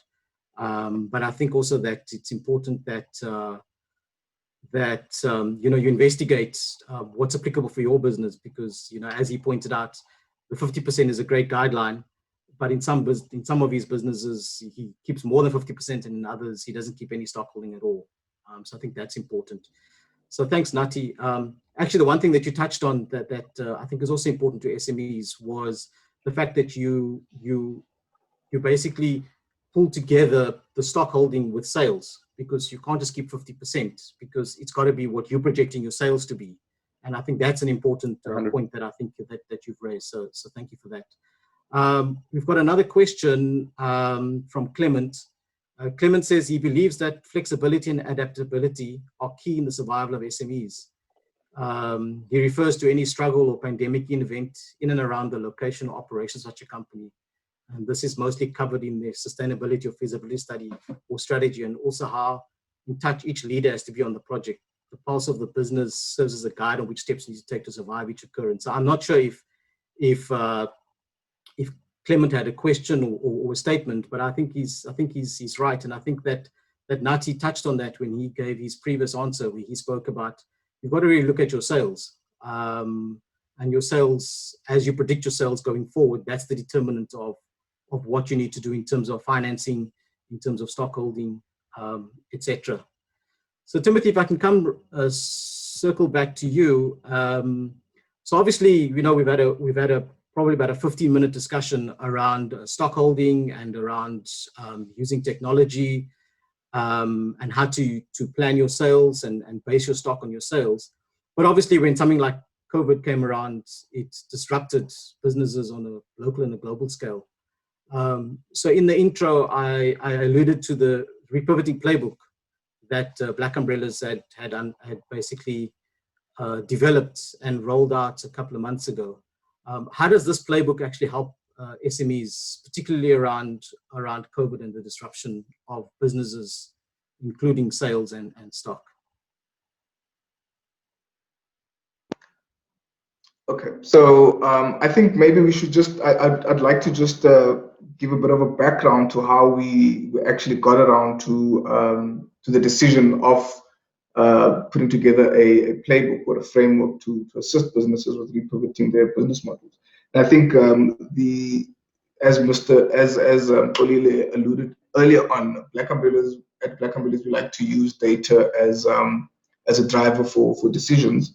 And one of the first things we did as an organization once the lockdown hit was that we went out and we knew that it would have an impact on small business, and we went out and put out a survey to find out what businesses were experiencing at that time, but also what they had projected would be some of the impacts on their businesses. And as we've mentioned, access to markets and disruptions to supply chain were the two main areas that had been identified as affecting businesses, but also what business owners had projected would be areas of negative impact. And a lot of the businesses identified access to markets, or an issue in access to markets where contracts were put on hold. Some of the contracts were totally cancelled. Others other businesses had clients that had gone out of business or would go out of business as a result of the lockdown. Supply chain, obviously, some of the business owners or businesses that were importing products had a complete disruption to their access to input products and services. And then we had the idea that businesses would need to repivot their playbook. Repivot their business models. But then the question was, what does that actually mean for a small business? So we developed the repivoting playbook as a framework together with Bain and company as a framework that would assist businesses in making informed business model pivoting decisions. So the playbook consists of an assessment tool that evaluates external market dynamics and internal company dynamics, and then based on those factors, provides or recommends a business model pivoting recommendation or a suitable strategy for business model pivoting. Those four potential areas for business model pivoting are either doubling down on the core, where a business then needs to look at how they can enhance their marketing efforts and their selling efforts. Looking at the second one is shifting towards adjacencies. So where businesses need to then look at products or services outside of their core product and service, but very much similar to a product or service that they're already providing. The third option would then be to transform the core business. So looking at ways of creating cost efficiencies. It's one of those areas could be looking at alternative service providers, or diversifying the supply chain in its entirety to create some cost efficiency. And then the last option, which is the most undesirable one, would be for the business owner to consider starting a new business. So closing down the current business and starting a new business. And Black Umbrellas, based on what the business model repivoting playbook then recommends as a path for repivoting a business model, then provides, or we've committed to providing the business owners the requisite support in terms of guiding them in doing the assessment, remodeling their business model and business strategy, and then assisting them in terms of identifying possible interventions that they could undertake to remodel their business strategies and business models. Thanks, Timothy. So what I'm hearing you say is essentially that every business needs to look at their current business model and tweak that business model, either in looking at where they can to provide products or services that are to the left or to the right of the stream they're currently producing. So in other words, the adjacencies that you spoke about, or whether they would need to maybe look at getting different suppliers, again, the supply chain aspect of it. Or I think the last one you spoke about, which is probably the one you said was the recommendation that is the least desirable, which is to actually start a complete new business. So Bhuti, in your experience at the ICASI Lab, the Innovation Hub, how have you felt SMEs have responded to COVID? Have maybe in a very rudimentary way, very basic way, do you think that they've followed a similar process? And do you think that the playbook that Timothy speaks about could be of value to entrepreneurs going forward? I think the playbook could actually be very beneficial. And I think any business and its survival thereof, it's not only about the product itself, but about the quality of the entrepreneur themselves. And therefore, when he speaks of adaptability as well, which speaks to actually being able to pivot and being brave enough to actually take the plunge and decide that I'm going to stretch myself laterally and move into businesses or products that align with my core business. It takes some doing, but not every entrepreneur is actually taken up that challenge to actually move into other spheres of business. However, I do feel that many companies should actually be as adaptable as possible. But now the trick here is that there's a thin line between being adaptable and being all over the place. For instance, we had companies that actually had the necessary equipment, for instance, sewing equipment, that were able to move from the textiles that they were producing, the industrial stuff that they were producing, to simply now start producing masks. So that was quite easy. They had people who were skilled anyway. The skill that was transferable from what they were producing before could be simply applied to the masks that were currently needed to ensure that the business could actually survive. And it then speaks to the importance of having those relationships with the suppliers. The fact that they were getting the same cloth materials from the suppliers that they were buying for other products made it very easy for them to actually be able to go in and actually sell. But now, lastly, when we speak of pivoting as well, not many companies, especially those who were heavily reliant on very large contracts, you would find that pivoting requires that you as an individual, as an entrepreneur, you are able to adapt yourself, your character as well, to be able to do one-on-one selling. Everyone now was selling masks because everyone would have a home sewing machine, for instance. So the skill that you may have had before in selling your own business, where you would do corporate clients, now you'd find that you have to do individuals and tap into your social and personal networks. So the adaptability and the pivoting also requires that it happens internally within the entrepreneur to be able to adapt yourself from being that corporate entrepreneur dealing with large multinational companies, but also being able to tap into the low-lying fruit, which are low-lying only because they're in your social network, but it does not necessarily mean they will be happy to part with their money that easily. So the same skill needs to be adapted as well. So the pivoting, I feel it's important, but it also needs to apply not only for the business, but the individual as well. Great, thanks, Bhuti. And I think coming back to Clement's point about 10 minutes ago, where he posted a comment saying that he believes that flexibility and adaptability are key in the survival. I think that's borne out in what you just said, Bhuti. So Clement, yeah, the panel agrees with you wholeheartedly. I suppose, Nati, there's a question from Bocello, who runs a petroleum company, but they tend to be, they look like they're an authorized grease self-lubricating canister supplier. And he's in our Moino incubator, Black Umbrella's Moino incubator. And he says, or she says, they normally order upfront when clients need stock. And that's been great, but their challenge would be, what happens if the country closes due to a rise, I suppose, for a second wave. And I'm assuming that some of these are imported. Any advice that you would have for them in terms of how to actually prepare for that? I suppose the question or the conundrum they're sitting with is, do I order enough stock so that if it closes, I have the stock, but then things may change, or how do I do that? Any advice that you think that you would do in that situation? You know, I was actually reading that question. Funny enough, I was thinking us as entrepreneurs, and most of the times we tend to go with our gut feeling and we don't normally scrutinize our business. And normally these are the type of things that should come up when you are busy drafting up your business plan and planning and having plan A and plan B as a backup. But I think with what Bojilo is saying is that I think the best way would be, it depends on the relationship that you have with your supplier. If you've got a 30-day payment period or a 60-day payment period, at least it allows you a bit of time for you to source another supplier if the border happens to be closed.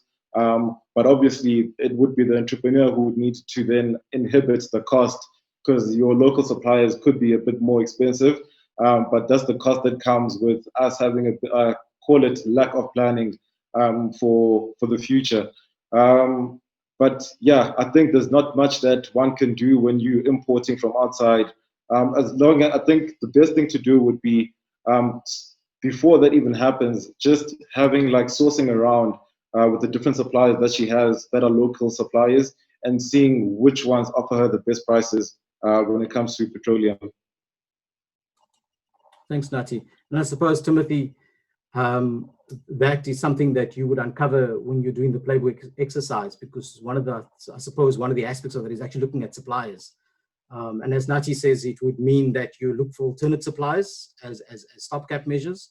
But also, I think what he touched on, which is really, really important, is suppliers, they're not transactional. You have to build a relationship with them, because in times like this, you really need them. So if you're just going to have it as a buy and sell relationship, it's really not going to be founded on anything important.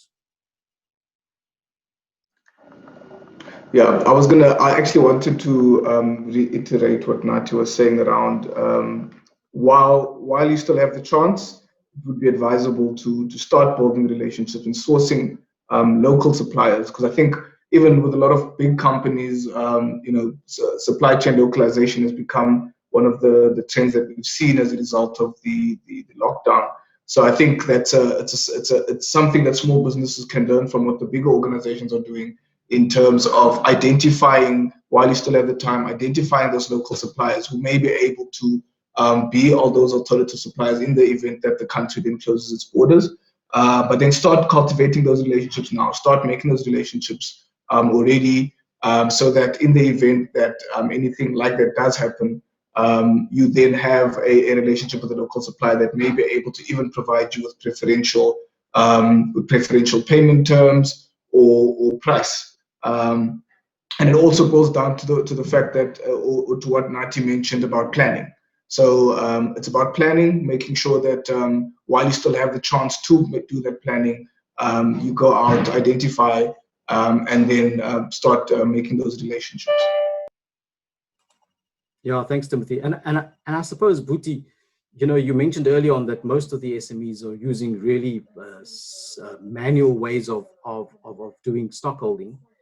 But I suppose in a lot of these companies that have corporate customers, those corporate customers, they're using very sophisticated kind of demand forecast planning, etc.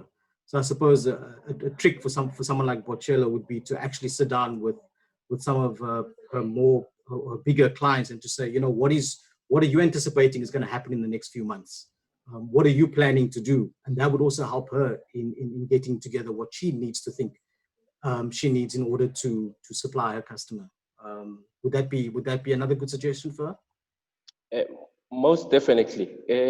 Remember, when we talk about the relationships with customers, they normally would be buying from you because you've proven to be reliable. However, you should also note that their business has to always be running, and therefore they could easily be looking for other customers. So the way to maintain it is to actually be always engaging with them as much as you can, and based on the sort of relationship you have with them, because sometimes you would find that they will just be ordering, you do not have personal relations with either the buying manager or whoever is in charge on the other side.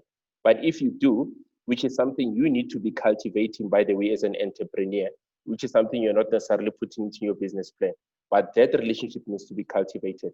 And you need to be saying to them, I have so much stock on the ground and I need to be able to deliver and meet your demands. But in the same breath, the same suppliers that you are buying from, Nati alluded to this when he responded to Butilo, that the suppliers to your own business, you need to have the same conversation you are having with the ones that you are on selling to ensure that whenever you commit to these ones and say, I will actually be able to deliver, what is it that you are envisaging? You are also able to handle this on the other side. But I also think that one key aspect here as well would be to look at your business holistically. For instance, in Nati's case, where he would have the service side of the business as well as the selling. Not all of the entrepreneurs actually realize the relationship between the money you could be saving, for instance, the downtime with the stuff that you have on your hands. For instance, if on the one side you're offering services to a client, if, for instance, they're able to deliver and you save off 2 hours per day over a period of a week, that comes into 10 hours in that week, which could, especially if your staff is being paid hourly rate, you have casual staff that you're paying hourly, you are able to offset all of that money that you're saving there to actually tie it up in stock.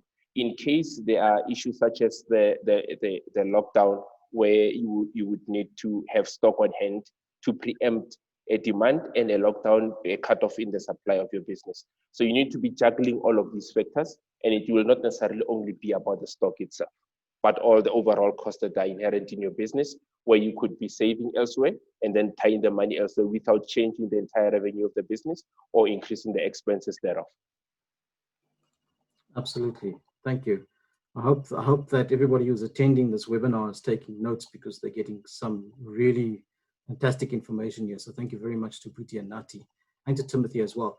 Nati, there was a question which Rosharan spoke about, where wanted to know, how do you implement stock management when your business is a hybrid of sales or services and manufacturing?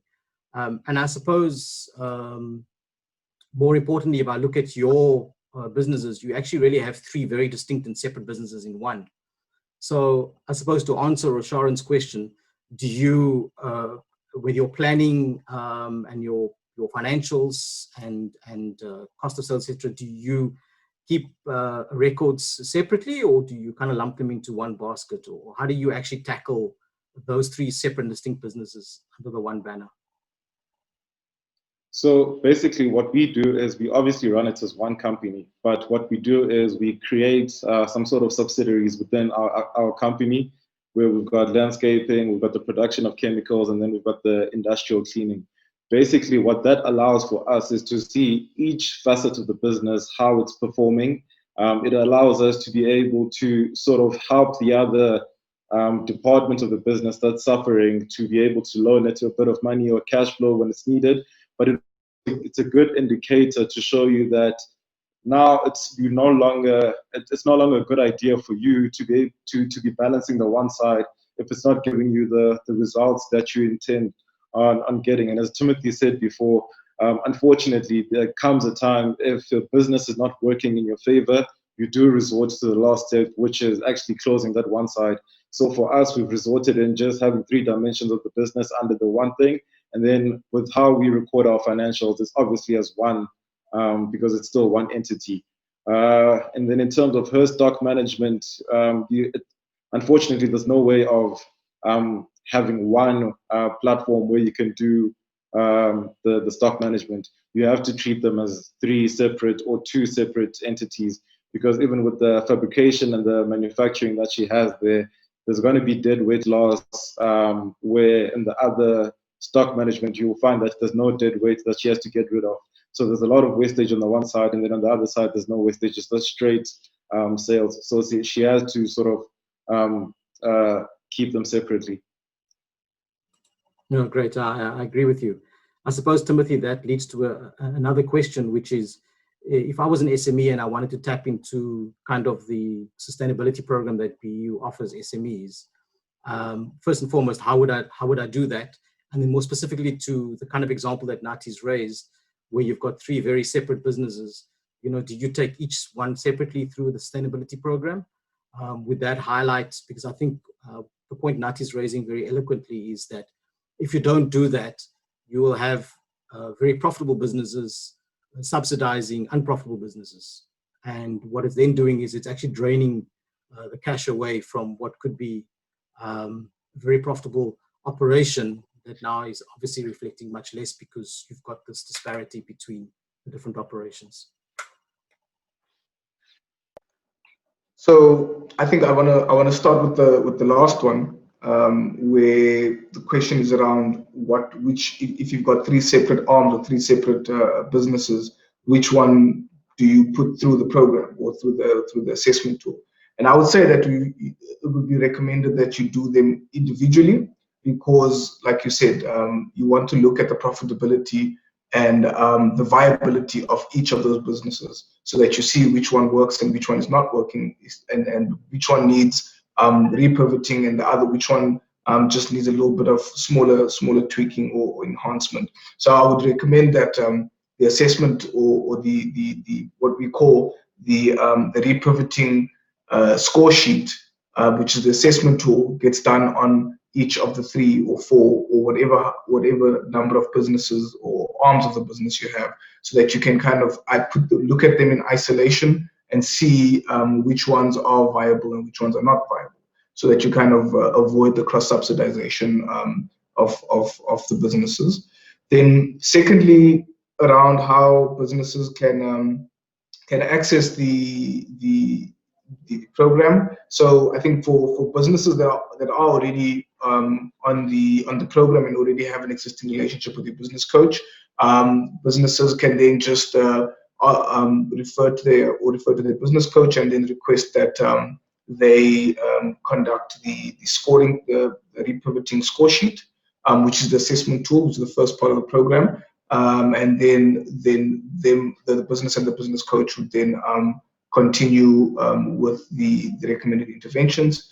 Then those that are not part of the program, I think a lot of the businesses that are on the program already conducted some part of the program, in that it was a requirement for the application for the relief funding that we had in place. So a lot of the businesses would have already engaged with the tool and started implementing some of those interventions.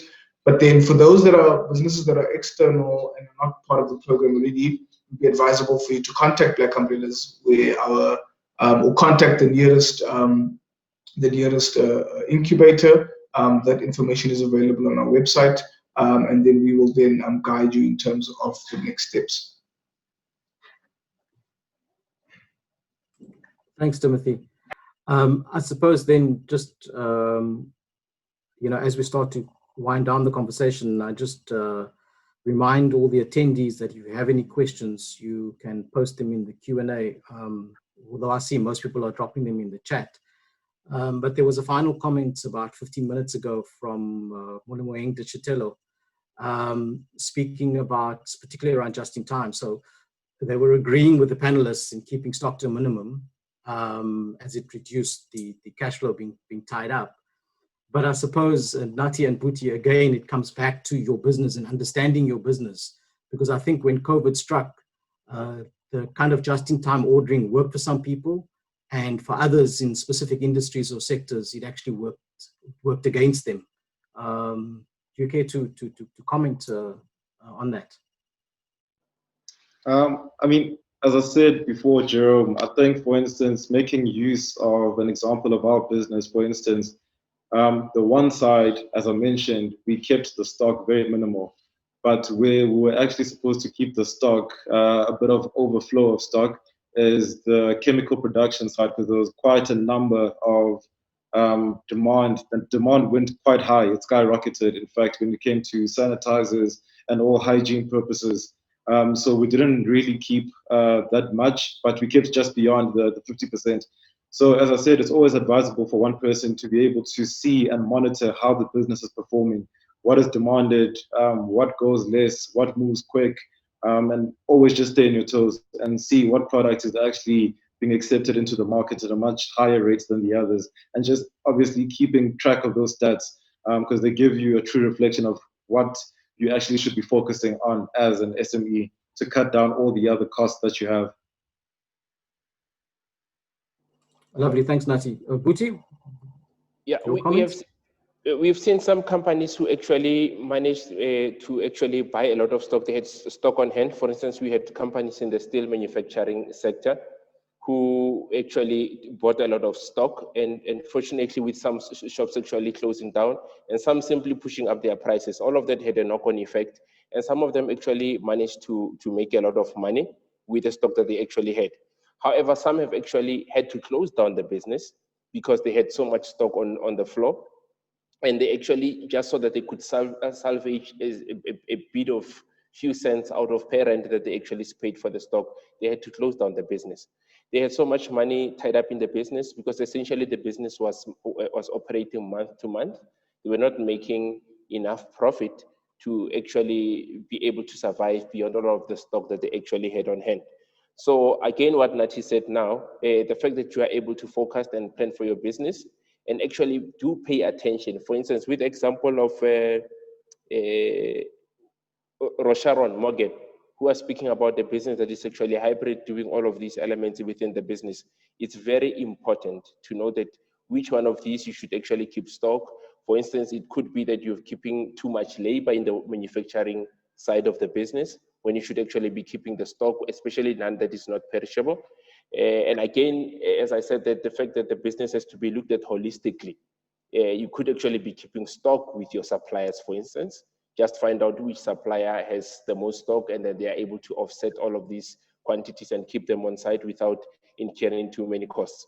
So it is very key that you look at all of these elements within your business when you plan. But then again, different businesses are different, industries are different. You just have to keep your eyes and your ears on the ground to see which direction your business is going. But be brave enough again to actually pivot when your business is actually stands to lose or stands to close down because of the stock that you might be having on hand. Oh, fantastic.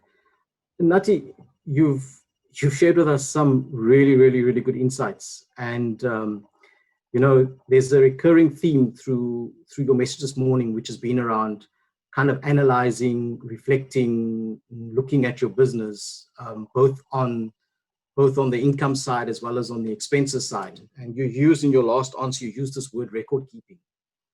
Maybe you'd like to share with the attendees on the webinar some really good advice about how to actually not only keep those records and what has worked for you, but also, how do you set about the discipline of reviewing that information on an ongoing basis, which informs your decision making? If I'm making myself clear. So, there's a lot of rumors when it comes to entrepreneurship that as soon as you become an entrepreneur, you're going to have a lot of free time on your hands. You're going to do whatever that you want to do. And obviously, if you've been in business, you understand that is a lie. It's virtually impossible. And with regards to that, I think it's very important for an entrepreneur to start having a day-to-day routine of their businesses, to say, in the mornings, this is what I do, daily routine, checking mails, liaising with the suppliers, with the creditors, with the debtors, because some businesses, you have to get that cash flow going, because it's very essential, especially for SMEs. And also seeing the growth, the potential growth of the business. In as much as the business could be doing fairly well on the current stages, you also have to forecast. So you sort of have to play two different ball games. You're playing the current ball game and you're playing the long-term ball game, where you're trying to see is the potential in this business to grow. Do I want to spend a lot of time in this business? So therefore, that's why I focus a lot on the stats to see how is the cash flow coming. Am I profitable on a monthly basis? Where am I keeping stock that I'm not supposed to be having on shop? Is there a service that's required that I'm not offering, and so forth? So I think having that daily routine where you're analyzing your business, you're going through all your mails, you're going through the invoices, your debtors information, it sort of gives you that information. So I would just challenge the attendees to be more, to take notes more on their business. Obviously I can only give like a general advice, but obviously each business is different, but sort of pay more attention. the finances and the stats regarding the customers, etc. Lovely, thank you. And I suppose what you've just said there is the root answer, I suppose, to sustainability. You know, it's not just about COVID or about suppliers. It's a holistic thing that you've got to look at on a day-to-day basis. So we're probably going to start to wrap up now, and I'm going to ask you to maybe just spend some time thinking about any parting thoughts that you want to have over the last 50 minutes or so. But before we do that, I'm going to ask the same question to all of you, since we're dealing specifically around supply chain and sustainability. So there seems to be this misconception amongst SMEs and maybe I'm generalizing, but that kind of working with supply chains is boring, that we want to chase the invoicing. You know, that's the important side, that what happens on the cost of sales side is just something that I need to do. I have to do it because that's what gets me the revenue. And so therefore often it's neglected. And where do you think an SME can maybe get some practical learnings about supply chain? I'll ask the three of you the same question. I'll start with Timothy. But as I said, in the same time, kind of think about kind of your closing remarks as well. Timothy? So I think, Jerome, one way of, I think what would be important is to actually look at your own business and look at how your cost of sales have changed over the past couple of months. And you will then see that would be a good learning for you to find out how your cost of sales has fluctuated. Look at your own supply chain and see how that has changed over the past couple of months, or pre and post COVID-19. But then there's also a couple of free online resources that one can access. There's a couple of articles that I've made note of, one being Supply Chain Management 101 for small businesses, that is available on the Entrepreneurship businessreview.com. EuropeanBusinessReview.com. The other one is what small business owners need to know about supply chain management, another article available on smallbusinessrainmaker.com. And then there's one called How Small Businesses Can Manage Supply Chain Disruptions. That's more specific to the current situation or what has been happening over the past couple of months, and that's available on thebalancesme.com. You'd also worth checking some. Udemy's got quite a few supply chain management courses, which are really very cheap. Cost about $150. Would not take you longer than 2 weeks. Also very flexible. You can do it in your own time, and that gives you a bit more insight into how to manage supply chain. So not just from a supply chain practitioner point of view, but also from a business owner and a business manager, and looking at the key principles of supply chain management and how that speaks to, or how that translates to you as a business owner managing your supply chain efficiently. So yeah, so I'd say online, the online articles that I mentioned, as well as the Udemy courses. If you want to get a bit more advanced and you have a bit more money to spend, you can access the Get Smarter course, which is a bit more expensive but very technical. If you want to get into the more nitty-gritty aspects of it, but I'd suggest that you that small businesses access the Udemy course, as well as those free online resources. A number of different articles online that one can access to help with supply chain, but also within the context of COVID-19. Thanks, Timothy. Nati?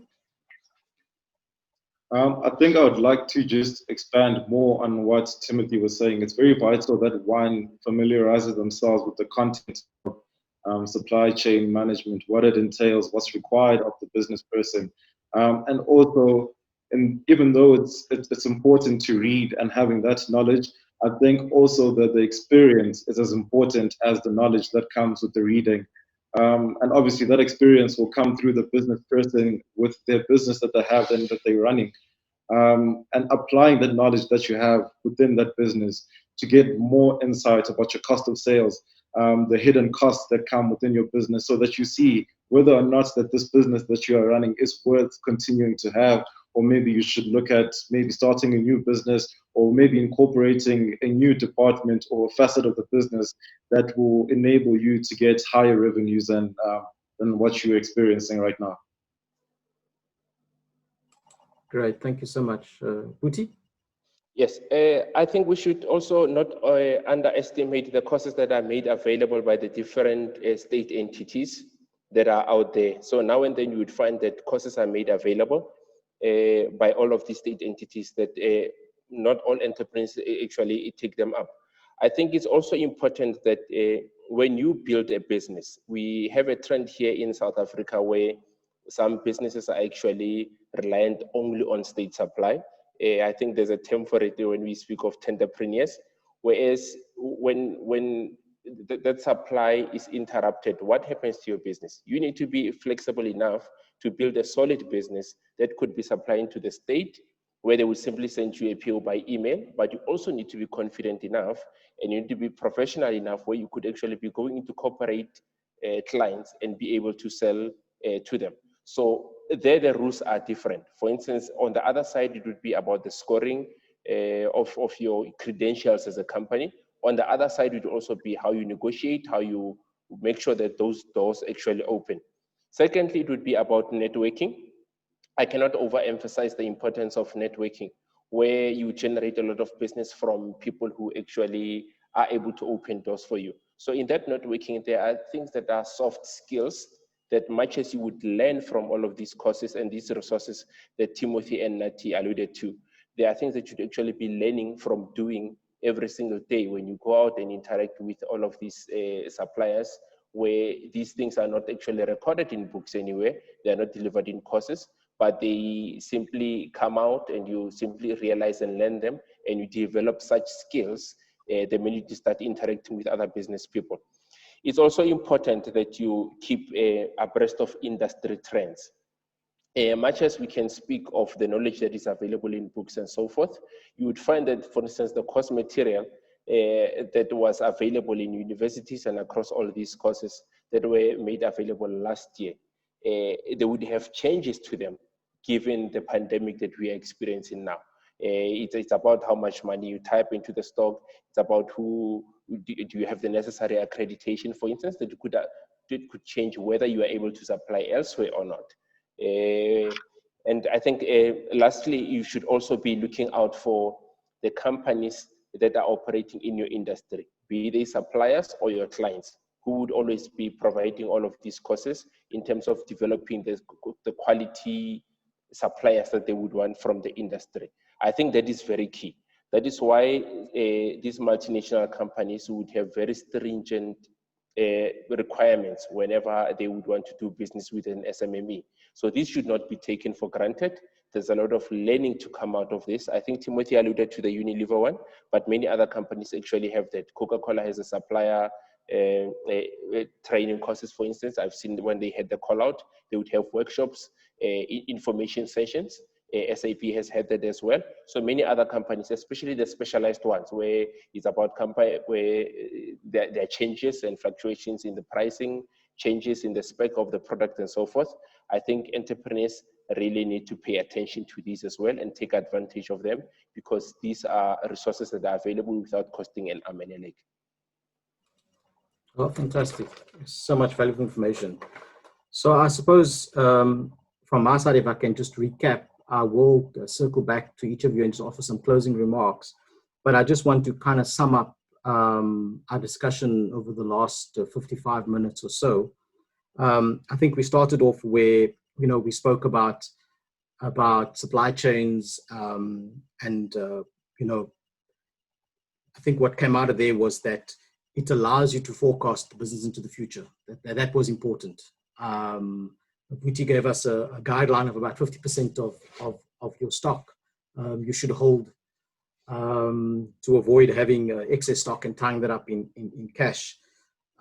Nati touched on that stock management is important because there's volatility around price and stability, I think is also what Timothy mentioned. And so efficient stock management was important, but that it didn't have to be, as Booty says, it didn't have to be in a cloud for now, that you would need to start something that would be very manual based, but that there are lots of ED funds that could provide funding, and you could move that into a cloud at some point.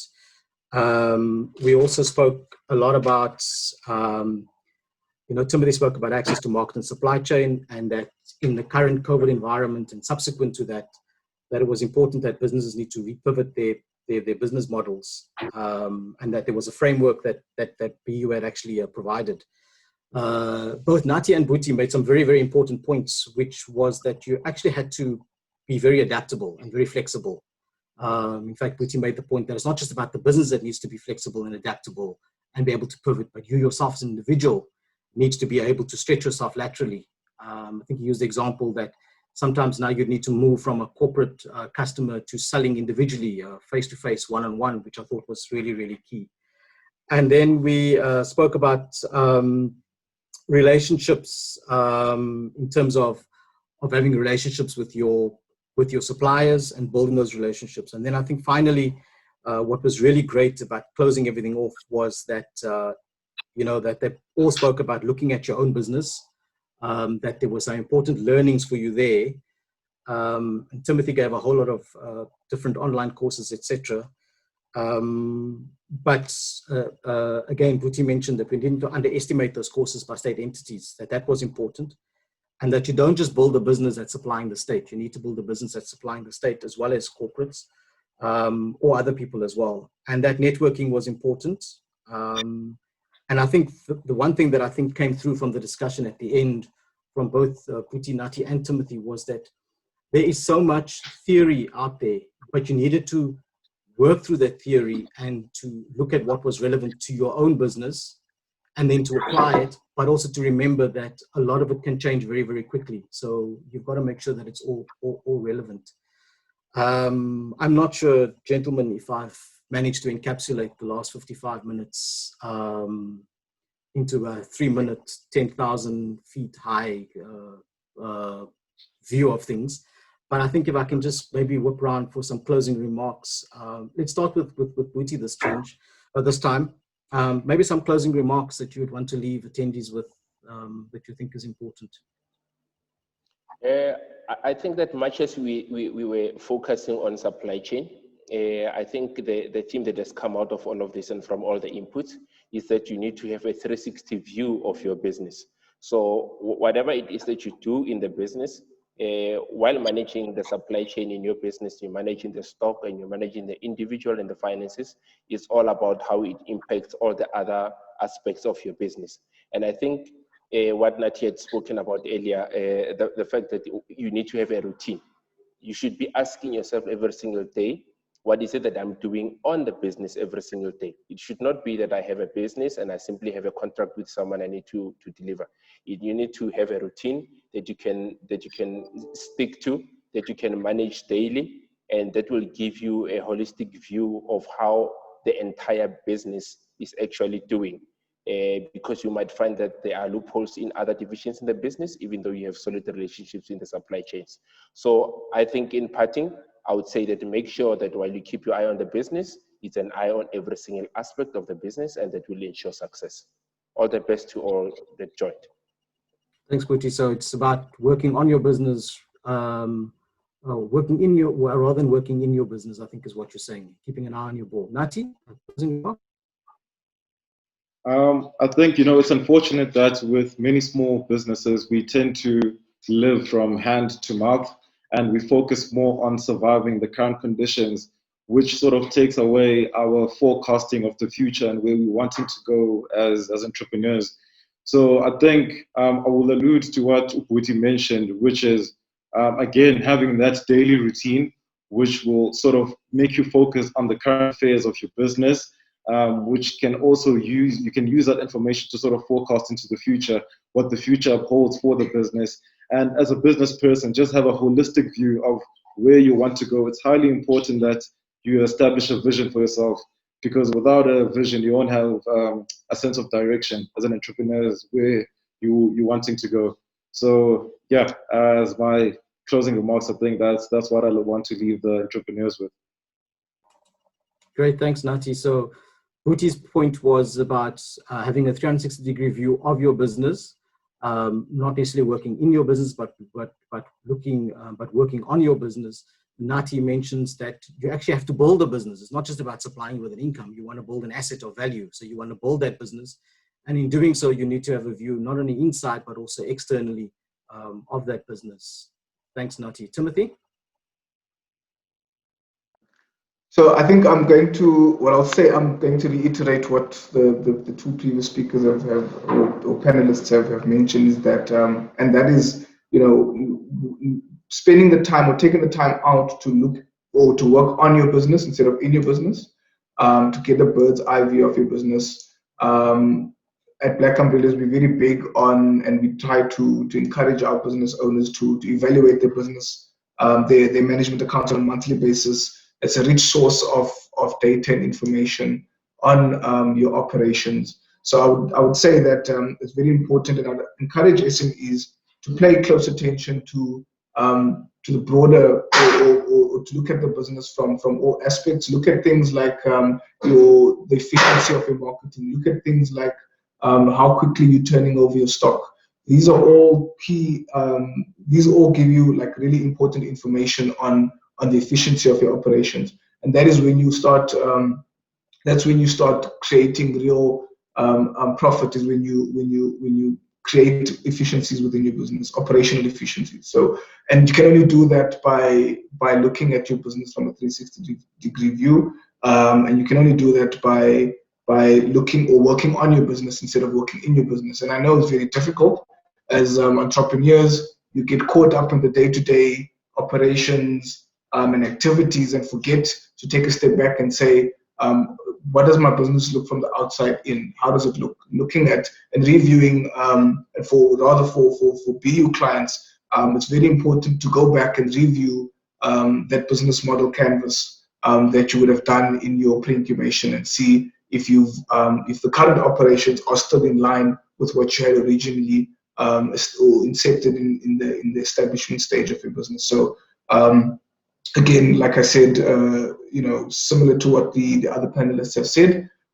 take that time to step back and look at your business from a holistic perspective.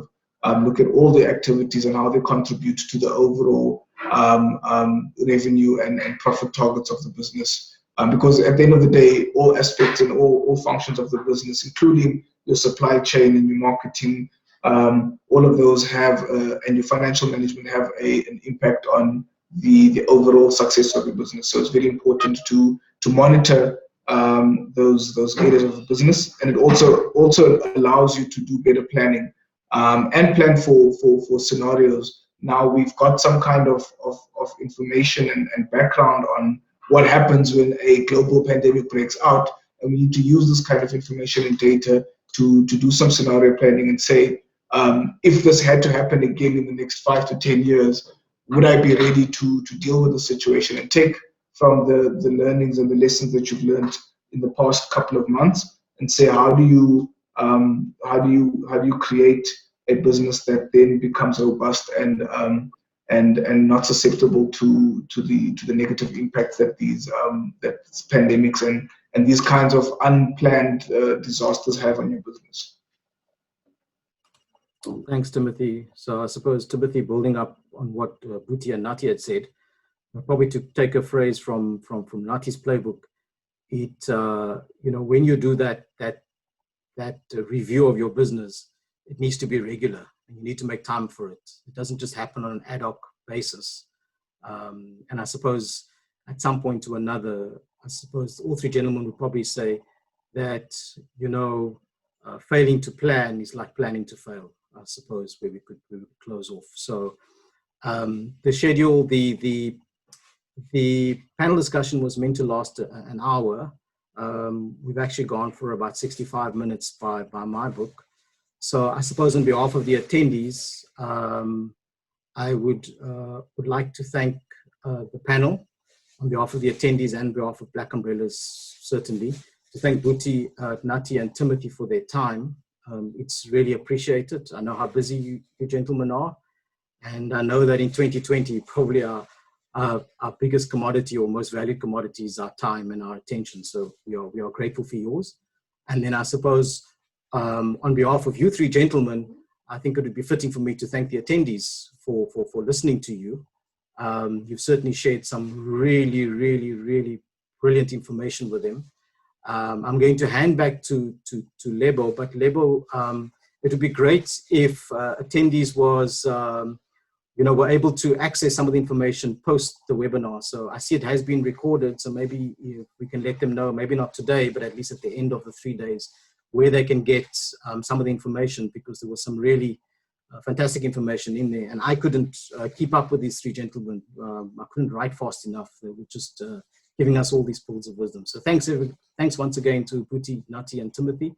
Once more, ladies and gentlemen, Nati Pasio, the CEO of Pamuka, Buti Makama, the program manager for Ikasi Lab, the Innovation Hub, and Timothy Page, business coach at Black Umbrellas.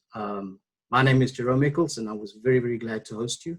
So thank you very much. Back to you, Lebo.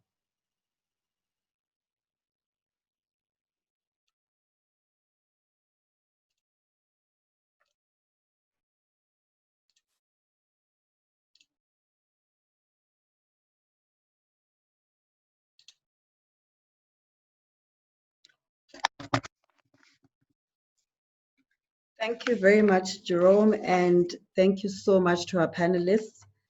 And also just to thank everyone for being so understanding with us on day one. And we really look forward to another jam-packed program tomorrow. And as Jerome mentioned, we will have the recording at the end of the 3 days, and it will be distributed to everyone who has RSVP'd.